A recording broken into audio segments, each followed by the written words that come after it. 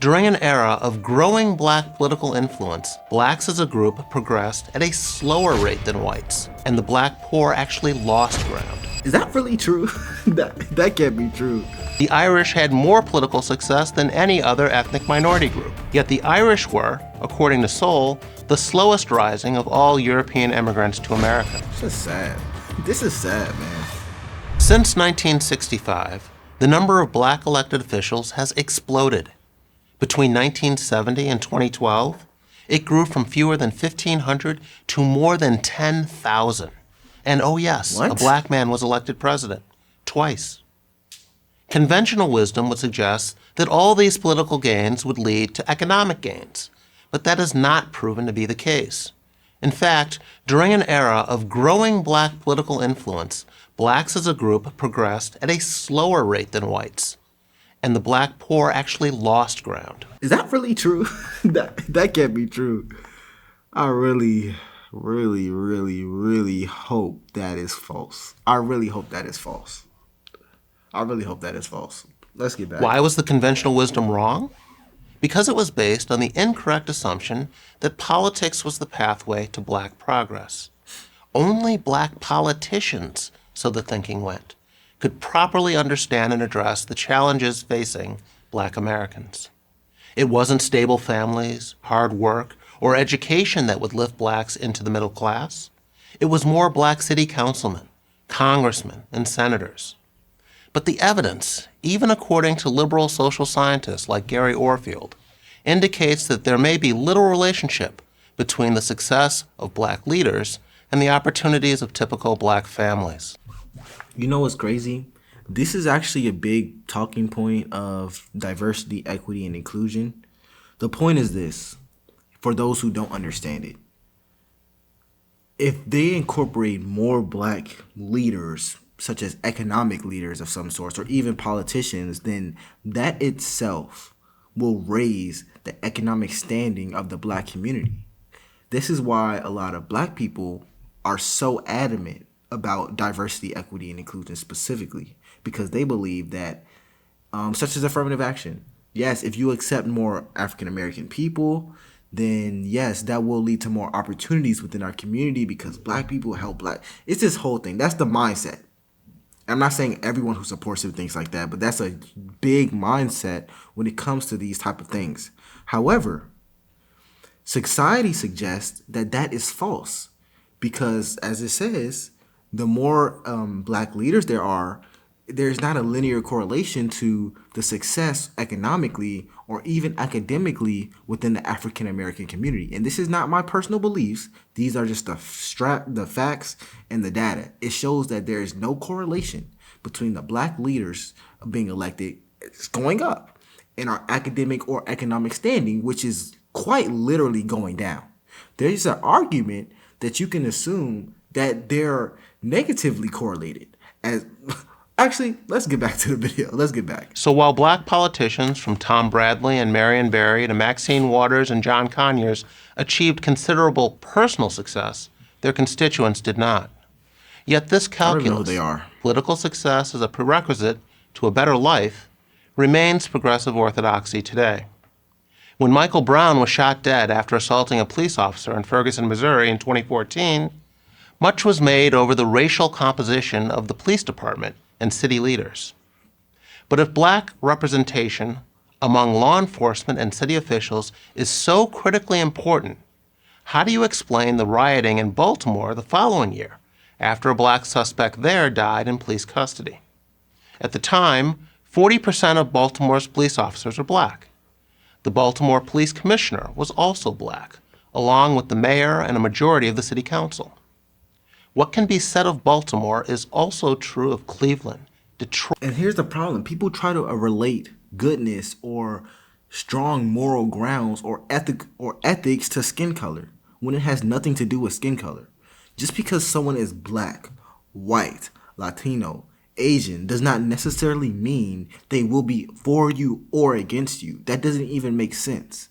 That makes absolutely no sense.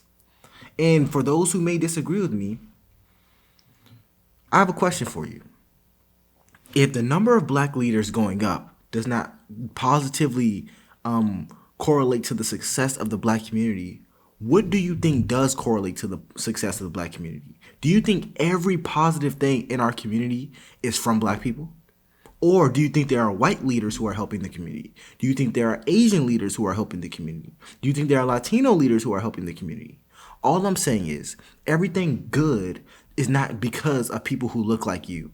And everything bad is not because of people who don't look like you. That is racism. It's racist to think like that. Detroit, Philadelphia, Atlanta, New Orleans, and Washington, D.C., where black mayors and police chiefs and city councilmen and school superintendents have been in office for decades. But to what end? As I document in my book, False Black Power, when blacks had little political power, they nevertheless made significant economic progress. In the 1940s and 50s, black labor participation rates exceeded those of whites. Black incomes grew much faster than white incomes, and the black poverty rate fell by 40 percentage points. Between 1940 and 1970, that is, during the Jim Crow era, with its racist laws, and before any affirmative action, the number of blacks in middle-class professions quadrupled. In other words, racial gaps were steadily narrowing without any special treatment for blacks. And then came the war on poverty in the mid-60s. This was supposed to close the gap once and for all. Yet despite billions of dollars of government assistance in the form of welfare payments, housing projects, and enforced hiring programs like affirmative action, black poverty rates remained unchanged relative to white poverty rates. And if you don't support a video like this, if you think what he's saying is harmful to the black community or harmful to the world, and I'm not saying you have to support everything he said, but if you don't find any worth in this, then you obviously do not really care about the black community. You are enabling ignorance and nonsense, because what he's saying is true. It's true. And we should be trying to find ways to help a community rather than blame everything on white people or another race as if they are the sole cause of, as if they just stay awake at night plotting on your demise. I promise that doesn't happen. But anyways, let's go. In fact, a strong case can be made that to the extent that a social program, however well-meaning, interferes with a group's self-development, it does more harm than good. Government policies that discourage marriage and undermine the work ethic, open-ended welfare benefits, for example, help keep poor people poor. No wonder, then, that more black politicians bringing home more government aid has done so little to improve rates of black employment, home ownership, and academic achievement. As economist Thomas Sowell explains, the relationship between political success and economic success has been more nearly inverse than direct. The history of Germans, Jews, and Italians in America supports Sowell's observation. Each of these groups made significant economic gains before ever attaining significant political power. Asians are the most recent example. How many prominent Asian politicians can you name? On the other hand, the Irish, whose rise from poverty in the 19th century was especially slow, were very politically successful. Irish-run political organizations in places like Boston and Philadelphia dominated local government. In the U.S., the Irish had more political success than any other ethnic minority group. Yet the Irish were, according to Sowell, the slowest rising of all European immigrants to America. It's just sad. This is sad, man. Oh my goodness.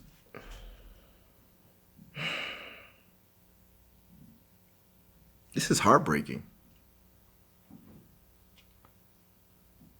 And the problem that I have is if you even bring something like this to some communities, they gonna look at you like you're crazy, like you're the bad guy. But what he's saying is true. We have a lot of black leaders. A lot.